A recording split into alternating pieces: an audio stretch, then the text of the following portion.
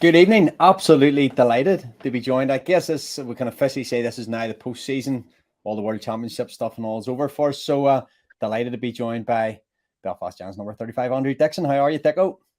Yeah, really good, really good. Just back from trip away, so seen a couple of guys who are left in Belfast here. So nice to be home. But yeah, as you said, it's the off season now, and I think everyone in the team deserves a little bit of a break.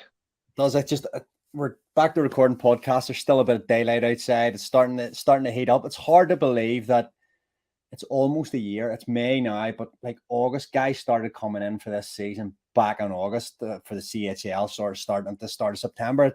It's going by quicker than I thought it was going to at the start of the season. You're thinking this is a bit of a long slog, and I'm sure it was a slog for you. But let's talk a wee bit about the season, Dicko. You coming in August. Let's talk about the goalie group, I suppose. You, Wiss, and Peyton Jones, hell of a guy. Unfortunately, left us in December, but you guys set up well together. Do you enjoy each other's company and stuff? Yeah. Right from the very off, it was a good wee group. Jonesy and Wiss very hard working. So I mean, you say August, but I think me and Wiss were easily on the ice start of July. And even though you're not getting paid in July, and you've no obligation to be there, Kiefer makes sure you're there. So, and then obviously, Peyton comes in, and sometimes it's interesting. Obviously, I played with Besko before, and I knew Shane Owen and obviously Murph. So you never know what you're getting with a new goalie and how they're going to gel. Some goalies can be quite what's the word? They don't want to share the net, basically. So some goalies are happy enough to let you set the bench, but Jonesy was nearly the complete opposite. He wanted you to get in and get reps, and he wanted us to all to do things. And he actually sort of changed the way we do our warm up. He came in and he added, short warm ups and bomber, helps do that. So Jonesy's a great guy, and as you said, he left in December. It is what it is. I think it worked out for both parties in the end. He got lots of games, and we had lots of success. So it was fine, and yeah, we wish him all the best still. It leaves that little bit. I remember talking to Cons on one of the last podcasts and lining up against Jonesy, obviously in the semi-final of the playoffs. Give them a little bit because you want to score on your old teammates. You do, and he wants to stop his old teammates too, and he knows his teammates, and obviously he's not a better guy or anything like that there, but there is a little bit, if you move away from a team, you want to show them, okay, you brought a guy in basically, and you want to show them that they maybe made the wrong decision or whatever. But he's I've spoke to him since the season's over and everything like that there, so he'll be getting back to work just like the rest of us after a matured break. Let's look. Only a couple of weeks to go. We're going to be getting that CHL draw coming up to see who we're going to get next season. But good trips for you last year. Did you get on any of the trips? Yeah, I went on all of them. Yeah, I made sure in the summer. I said if they didn't take me on the trip to Davos, I was going to trash the dressing room while they were away. So so they took me. It was a real a bucket list. I done an interview for one of the Warriors or something last year, and they said if you had an ideal draw, who would you have? And I always wanted to go to that rink in Davos. It's one of those things that it's in the NHL game, and they play the Spengler Cup there every winter. And it's if you've never seen it or you didn't get a chance to, or you're a new fan, you didn't see it, go look at it. It's all made of wood from the surrounding area, from that forest. It's also the highest village in Europe, I believe, that has an ice rink. Anyway, I genuinely found it hard to breathe because I'm asthmatic. I found it hard when I was training there, but it was a fantastic rink. I remember saying to Kiefer before the game, if you can't get up to play in this rink, then there's no hope for you in hockey. So it was brilliant. Yeah, I've got a good picture of me there, so I'll get that framed eventually. And then we bounced straight back from CHL. Actually, I know with a couple of games still left to play, first 4 CHL games, straight into Challenge Cup action. The brain was trying to get, but in the Challenge Cup action, and over the last number of years, we've treated this competition with real respect. We want to get that number 1 seed. That might be a little bit more difficult for you in years gone by, sort of maybe more dead rubbers at the end where you could get ice time. You understand, but how important it is come January, February to get that number 1 seed as well. Yeah, and a big point was made of that. I think Kiefer done a really good job of drilling into the guys, because there's been coaches in the past who've sort of, really looked down on it, don't care at all. Cup game, doesn't matter. You know what I mean?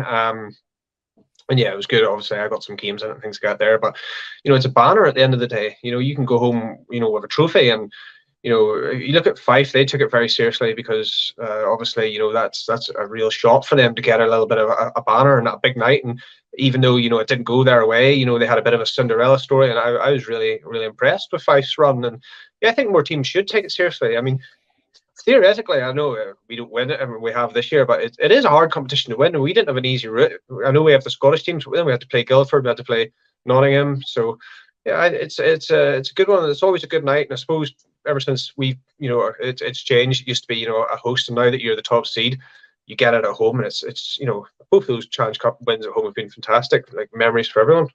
Yeah, and then we go through the sort of the late autumn into the winter, and it wasn't an easy process for us either. And I know we always go along the line of we're a no excuse organization, but we did get hammered with the long road trip where we had a lot of bodies dying injured, and things just weren't going well for us on and off the ice. And just that sort of right up even the start of December, the real turning point, probably the Manchester games. Where there was a turn in the road. We could go one or two directions, and thankfully we were able to kick on and get on to better things over Christmas. Yeah, we were really struggling at that point, and as you said, I remember I commentated one of those Manchester games, and it's hard to be diplomatic whenever it's your own teammates. But after that game, I made sure I was in the dressing room because I knew something was going to be something said. And Steve Thornton came in the room, and Steve Thornton doesn't come in the room very often. He actually said it's the first time he's been in the room in 3 years. And whenever the GM feels like he needs to come in and address it, and he said, we need to have a look ourselves. We need to look at our recruiting, and then we've seen things happen. We've seen players move on, and good guys, but it just didn't happen. And I think Thornton all realised that if we stayed on the track we were on, we were going to end up with no silverware at the end of the year. And at that point we were quite far back in the league and not playing well. And as you said, everyone sort of rallied around that, and it was maybe a wake-up call that we need. And it's unfortunate to lose guys, but I think the guys we brought in really helped us. And then obviously at the back end, one of your little team that came back, retired, unretired. He said never say never about this time last year when he retired. But the big moment, I suppose, for maybe the club, it was just after Christmas there, New Year's Day, I think Besko came back. Yeah, and I stayed in regular contact with him, and I kept asking him, "Is there any? You going to come back? Are you going to play?" Because I knew that Austin wanted him to come back and play, and I think that's a big part of it. Whenever you're a dad, I know Murph talked about that as well. Whenever you have a son, you want them to see you play and be able to bring the things out there and get cool photos and I mean, if there was ever a chance that Besko was going to go back, I think we have to jump on it. He's definitely the best netminder the organization's ever had, one of the best the league's ever had. And yeah, it was a real strong. It just added to our netminder group. I know at that point we still had Jonesy and we had Wes and me, so he was able to come in and I also have to sort of talk about Wes as well, because I thought he was fantastic at some of those. He sort of took that little role for a while as well, and then he came in and it'd be very easy for him to throw his head up and have a huff. There's nothing like that there. And obviously he knew him, and we gelled as a group, and Besko really stole the show again this year, as he does. Interesting that you say, of course, you're such big mates with Stephen Murphy that you say Besko the best one. We did during lockdown, we did our starting 6 little podcasts where we talked about the best players. At that stage, Besko had only played 1 season, and a lot of the other guys had went for him as the best that's ever played for the club. I went with Murph, over 400 games, and he had won everything at that stage. Obviously, Besko's now had 2-3 seasons, won a Grand Slam, won 2 trophies, won a league. You see, exceptional. But is there differences, massive differences between them? Size, obviously, but in terms of what they bring, you're saying Besko just ever so slightly above Murph? Yeah, I'm going to give it to Besko now. I mean, he's been here, 3 seasons, and what's he won? For many trophies? 7, something like that. Something. 3 so, leagues, 3 challenges. Yeah, 3 leagues. Yeah. So I know Murph won 3 leagues and bunch of cups as well, or a playoff, which is a big one. You say is there differences? You can look at the size, and very much there's an age gap there too, where Besko's the modern goalie, plays the modern way, Murph plays our way. But there's one thing very in common, and it's their absolute calmness in the moment.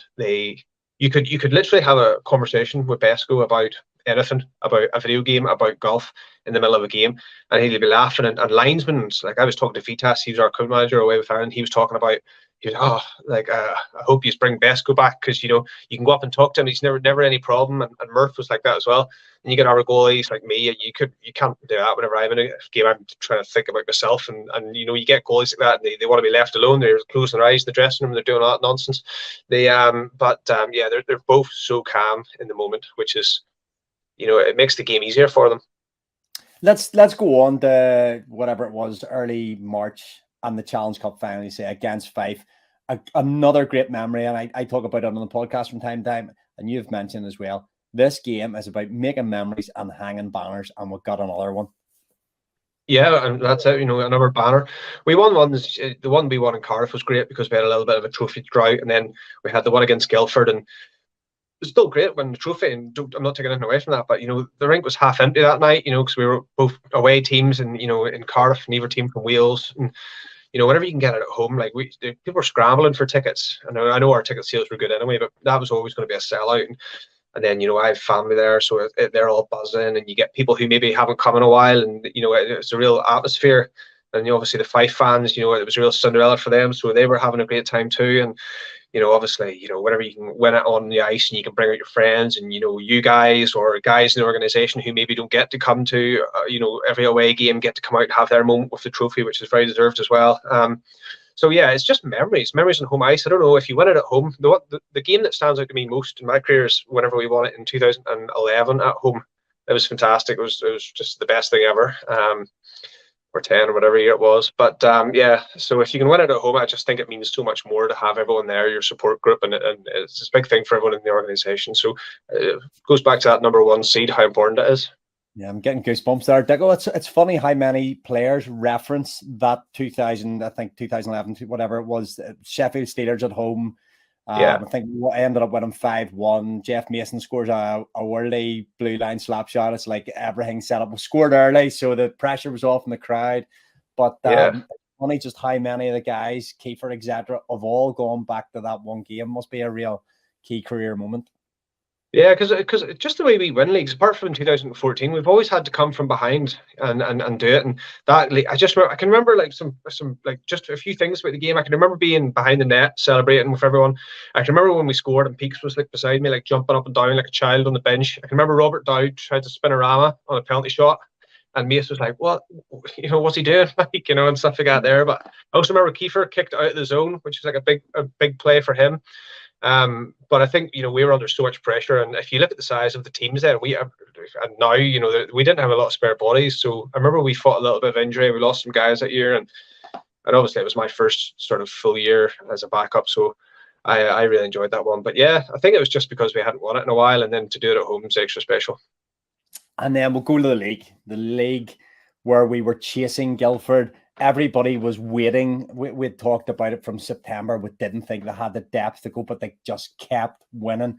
We kept closing the gap, and it's like probably one of the most exciting league finishes for a number of years. But we managed to hunt them down. Be the hunter, not the hunted. Not what they say. And we were able to hunt them down and get that league trophy. Yeah, and everyone talked about it, Christmas time. I don't think they'll hang on, I don't know, like they've never been here before. And I think the big tournament moment in the league was whenever we played them in Guildford, and it was a bit of a blowout win to us. I can't actually remember the score, but I remember I was on the bench doing the iPad for, nothing really. I was just watching, to be honest. But there's not much you can do with an iPad. But but I remember they kind of lost their composure that game, and their goalie charged our bench, and they were taking hacks at guys, and there was like a load of fights, and we blew them out of the water. And that was a real statement win. I know that the big ones, whenever we beat them at home, but I know the Dundee game, half the guys were drunk, but we still had a chance to win the night after as well. So I really think that game in Guildford was a big turning point. And fair play to them. I think they'll regroup now. They've had a taste of it, and they'll, if they can, keep their core and maybe add a little bit more. You never know. If they've got that experience now, they'll be another tough team to try and topple. And let's talk briefly about the celebrations. Obviously, there was straight after the game that the night we managed to pick the league trophy up, and then you obviously have got to travel the next day, which is less than ideal. Got yourself half an hour between the pipes, but I don't know. Were you feeling it that night? Well, that was a rough game. It was, and you know what? I was on the bench, and I didn't know if I was going to. I think West didn't want to play. West was kind of wanting me to play, but Kiefer was like, "You haven't played in a while, West, so you're going to play." And he's like, "Dicko, we'll get you in there halfway or something like that." There, and I was like, "That's fine." And I watched us the first couple of half game, and I was like, "Oh no!" Like, because West was playing really well. He was like making like big saves, and I was like, "Oh, we're in trouble." And then whenever we went in, I actually thought it was all right, but then it got away from us, and there wasn't too much made about it. In fairness, it's one of those games. Everyone like sat our key guys, and I'll not fault the guys for not being in their A game that night. They're lucky half of them were on the boat, to be honest. It was one of those games, just get through it, don't get hurt, because we had the playoffs coming up. So no, we'll forgive them for that one. And it's not like I was not drinking the night before either, so I wasn't on top form either. So, but it's all right, we'll chop up. We'll give Mace a win at the end of the season there. That's it. And this was going away present for Mace, as it turns out. But then we go on the playoffs just the following week. It's a quick turnaround, and Adam talked about it. I think it might have been either Doug Christensen or Paul Leahy, this sort of term, the collective exhale, came about. That's about 10 or 15 years, about winning the league, having a little bit of a celebration and having to turn it around within a week. And guys have kind of like, they've took a big deep breath, and it's hard to turn it back on again. And Glasgow was not an easy quarterfinal. No, it wasn't. No, and Glasgow's another team that Kiefer alluded to had went through their share of adversity. What did they go, like 0-23 or something ridiculous at the start of the season? They didn't win a game. Fired their head coach, made some questionable recruiting decisions that backfired, and then the sponsors pulled out, and they really struggled, and they took their ice out. So they were a team that were playing for each other. One of their players ended up being the coach, so they put up a real fight. And those are dangerous teams. Those teams that just make it in because they're playing for their lives the whole way through. And usually there's an upset somewhere. But this year, I think all the teams you went through were the big dogs, really. I know Guildford didn't play through, but it wasn't going to be an easy playoff. And as you said, that turnaround's quick, especially whenever you've had the success that we had. It's easy for some guys to be, oh, we've won the league. Feel like we've done enough, but there certainly was no. There certainly was no foot off the gas for us. We were right back in the rink training and getting prepared for it. But you said it, Glasgow certainly didn't make it easy in that first round. And then we go on the finals weekend, and I suppose the week leading up to the weekend as well. We only see little bits and pieces during the week, and then whenever we hit the ice, or just slightly before we hit the ice, the guys were dialed in for this weekend. Once we got the nod in them, they wanted that third trophy badly. Yeah, correct. It's the first time. I think it's one of the best things the league do is the playoff finals weekend. They make such a good atmosphere, and they run it so well. I know that our playoffs can be criticised for basically being 4 games. You could win the 3 of the games and win a trophy. But it's just the way British hockey's set up at the minute. I don't know if that'll ever change in the future or whatever, but that weekend is actually fantastic.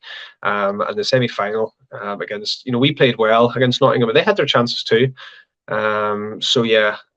I'm always worried about that semi-final game because nobody wants to play in that third and fourth place game, least of all me. So I was nearly more worried about that at that point. But yeah, once we got through that semi-final, it was a real relief, and it doesn't get any easier from there. Playing Cardiff, many times have they won it 3 or something in the last 3. So yeah. They're a team who knew how to win it. And they were looking for a trophy. Nobody has won it in all year. So also, whenever you're the top dog, everyone's gunning for you. So the final, certainly, I knew it wasn't going to be an easy affair.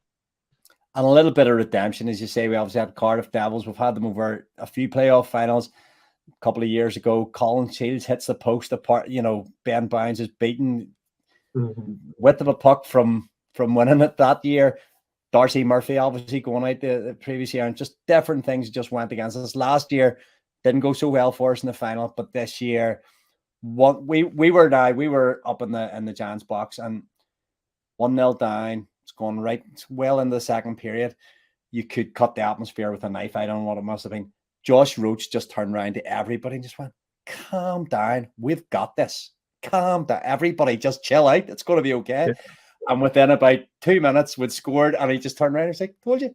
And from then, I think once we got that first goal past Boundsy, it was foot in the gas time, and once that second and third one went in, we sort of took control of the game.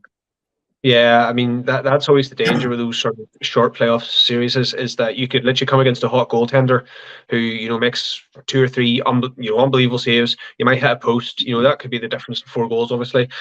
And they can steal it, but and I thought he made a couple of big saves early on. He was scrambling, he made that big glove save. Can't remember who it was on. We hit the post, he fought a couple off, and then as you said, once it goes in, then I thought that I think that lifted the bench, and as you said, took a lot of pressure off as well. And then we went after them, and from there really only was one winner. I think around the league, talking to other guys who play for other teams, it was pretty widely accepted that we were the best team all season once we sort of got our act together. So maybe we were all worried for nothing, but you just can't take it lightly.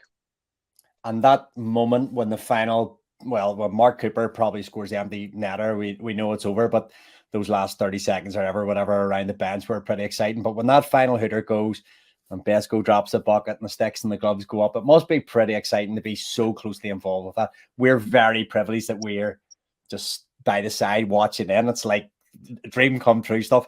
But to be the guy, just to go into that huddle must be very special, Dicko. It's funny because a lot of the time it just feels like relief, It's like, thank God, finally, because we've been there, been around the twist, and done it all. So in that one, I was just like, thank God, it's about time, I know I was on that team that sort of won in 2009, but I wasn't really on the team. So I know how long it's been since we've won it, and it's just nice to get that one on the collection. So it's so well deserved, and to finally get that monkey off the back. And another one that I felt extra special for was Kiefer, because he's wanted that one for a long time as well. So and he thoroughly deserved it this year. So yeah, for me it's just relief, just get it done, and then the party begins. So but you're right, those moments when it's just the players against the glass and everyone's together are just pure ecstasy and nonsense all at the same time. And it's they really stick in your mind, and they're really special. I don't think I'll be forgetting any of them anytime soon. And then we'll leave the Giants behind for now. Obviously, then post-season for yourself, post-team, a lot of guys. I don't know whether you all came back to Belfast together, or even whether some of the guys stayed in Nottingham. I don't know what the logistics of boys going off to GB, but you had a very short break and then off for some international duty yourself. Yeah. So I mean, the guys who play for the international teams, Great Britain and then in Ireland, myself. The GB guys literally go 2 days after. They get a quick celebration at home. Yeah, everyone did come home, and it was nice that everyone came home and went out, said goodbye to each other. You'll never see everyone together again. That'll be the last time we were all together. One place would have been on the bus home, and that's it. And that's just the way hockey is. You'll never get the same team back again. And then basically, the GB guys fly out pretty quick the next day because they do training camp. And I had a bit of a wait for my own. And yeah, it's just like a little bit of extension of the season. And at that point, it feels different. Obviously, the Ireland setup's not quite what the Giants is. It's growing and they're developing, which is where they are. So there's not really any practice or camps for it. You show up and then you do a couple of sessions there. But yeah, it was nice to get a little bit of a break, and you don't want too much of a break because you don't want to fall out of the way of playing or your fitness or anything like that there. So it was probably just the right amount of time, and then straight off to Bratislava. And give us a brief overview on the trip. What was it like? Standard of hockey? How much game time did you get yourself? Tell us all about. And obviously, to get time to visit a little bit of the city itself. Yeah. So basically, I played there. I played on the Development Cup last year, so I sort of knew what the standard was, and it was really hard to gauge going in. And this year we had Argentina, who were a little bit of an unknown. We hadn't seen them before, so you never know what you're getting, and you can't see them play. So we played them first. So we got there, we trained for a couple of days, and the Ireland team this year have really tried to push some actual structure into their hockey. Before, it was really just put some lines out and see how you go, play man on man. But it was tough. We were playing Liechtenstein and Colombia last year, who were well coached. So now we're trying to do some actual D-zone coverage and breakouts and power play and PK and all like that there. So we actually had a coach from the KHL team in China, a guy called Greg Ireland. Greg Ireland was actually Kiefer's coach twice. He coached him in Manitoba, and then he traded for him.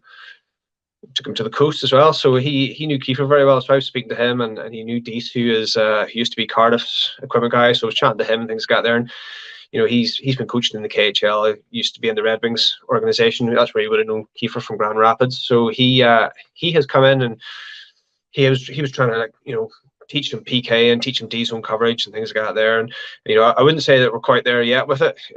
We gave up a lot of goals just with sloppy D-zone this year, but we're going the right way. And the Ireland team are really trying to get together. You can't get everyone together on the ice because there's no real ice. So we have to have Zoom meetings, and we watch. It'll be like Toronto or whoever will watch their D-zone, and then they'll ask us questions and ask who who should be going there and things like that there. So we're all really trying to learn actual hockey, not, the skating and the shooting and things. We're actually trying to learn how to play as a hockey team, which is the hardest part, because that'd be the biggest thing about Belfast hockey is generally players from Belfast don't have any hockey IQ. They don't really know much about breakouts when they got there because they don't get coached it, unfortunately, in junior. Until I went to the Giants, I didn't know what the weak side was. If you don't know what the weak side is, it's the side with no puck. And so they were talking. Guys laugh at this. They were like, the weak side. I was like, what's the weak side? I thought they were talking about like one of the D-men was weaker than the other in terms of like skating or something like that. There, like no idea, like literally no idea. So I had to learn it whenever I came here. But long story short, yes, the Ireland team are trying to develop that way. It'll be a long road, and you never know. It could all come good. We didn't do as well this year as did last year. The competition again was pretty tough. Argentina was our first game, and they had a couple of players from the USHL, which is basically the top junior league in America, and then a guy from the East Coast League, and those three guys really just skated rings pretty much around us, unfortunately. So we lost that game. We were in that game right until the third period as well, and then penalties and just discipline and lacking D zone. They skated out. It was like 11-6 or something like that there. High scoring games, most of the games. So I think I had 63 shots in that game, and a lot of them were high quality chances. So I mean, I wasn't happy that we lost, but I didn't feel like I done too bad. In the next game, we played Colombia, tight one again. I think it was 6-4 with an empty net, so 6-5, and then we pulled the goalie. Colombia won it last year. Maybe not just as good this year, but we were right in that game again. It could have went either way. A couple of plays again just cost us. And we played Portugal so I played both those games. Played Portugal on the third game. Now Portugal, they're very much developing. They're really struggling at that, even at that development cup. One team beat them 21-0 and another team beat them 12-0 or whatever. So we played Callum, the other goalie, a kid from Belfast, under 19s basically, who's a good kid. He plays in Belfast, plays Dundalk, can't really get anywhere to play because we've no SNL team, we've no under 20s or anything like that there. So he's kind of in limbo right now, where he has nowhere to play. So it's good for him to, get a game against Portugal.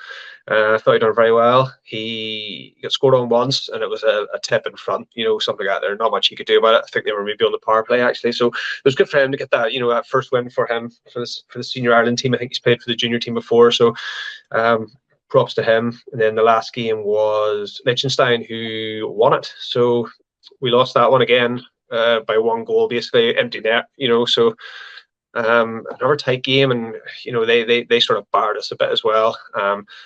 But those two games, could have went either way, and Argentina, outskated us a little bit, but Liechtenstein won the whole thing, and then that was it. It was quick. There's 4 games. Andorra were supposed to play, but they didn't come. So we lost a team. It is a double IHF event. If you don't know, it's for teams basically who can't play in the World Championships. To play in the World Championships, you have to have like a full-time rink. It can't be a knock-up rink or anything like that. It has to be like a bricks and mortar proper rink, and you have to run a league. So Ireland doesn't qualify for that. So they play in the Development Cup. There'll be lots of other teams around. So you'll see us play some of them in the future. But yeah, it's all self-funded for all the players. The travel was tough enough. We basically stayed up all night that night and then had trained the next day. So it was pretty tiring. But they've done a good job, and they do the best they can, and everyone tries, and they're only going to get better. I think we had a lot more guys from Belfast come in this year. We had Adam Robinson, some Giants fans might know. They had a bunch of games for us. He's a help as well. So then some young kids from Belfast. So all in all, it's a development cup, and I know they like having me, and I like going there as well. So yeah, I think that's pretty much all I can say about it. And I suppose that brings us neatly to the end. You've said yourself there, it's a self-funded trip. It's not the World Championships when you're Canada, USA, etc., where you're lifted and led in hotels and food. No, you had to pay for this yourself. So you put a lovely piece of memorabilia that you have, probably quite dear to you. Besko's Grand Slam game winning stick. You put it up there for a bit of a raffle. And unbelievably, 353 people bought raffle tickets, Deco. So we have a little draw to do. We'll do that first, and then we'll have a little comment. But let's see if I can do this first of all. Can't promise, but we don't have Paddy here to help me. So don't. No, that's the wrong one. Sorry. Here we go. Let's see. No, that's not it either. Just bear with me, people here. I'll maybe be able to edit this out. Might not be. Here we are. Here we are. Again, can you see that on the screen? Yeah. Click the spin. Yeah, click the spin. So everybody's name down the side here. I'll shuffle them so they're all random. So all 353 ticket names, you can see them down the side here. So if I press spin here, Deco, you can announce the winner here. Okay. Click the spin. Here we go.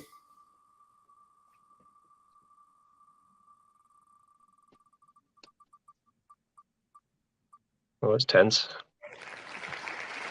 James Trotman.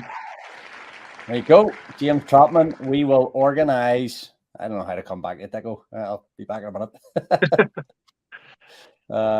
Stop screen. There we go. So James Trotman, we will be in touch. You can organize, or we will organize how to get that stick to you. But I suppose worth sharing a total with you, Deco. We said whenever we talked about this a couple of weeks ago, what do you think? We'll get maybe 100, 150 quid or something. £850, 69p. That's crazy. That's I spoke to you. You may not remember because it was Gurnham Malamside on the ice just after the playoff final when I was saying to you how you didn't believe us, how important you are to us and to the people of Belfast. If that doesn't tell you, because it's nothing to do with Deco's stick. I told you you could have raffled your cap and you'd have got the same money. We love you, man. No, it's you've no idea. It's so appreciated. So it is. I mean, whenever you put these things up, as I've said, I thought we'll cover the cost of the stick. You know what I mean, basically. And the cost of the stick was a Nintendo Switch. He stole my Nintendo Switch in exchange for that stick.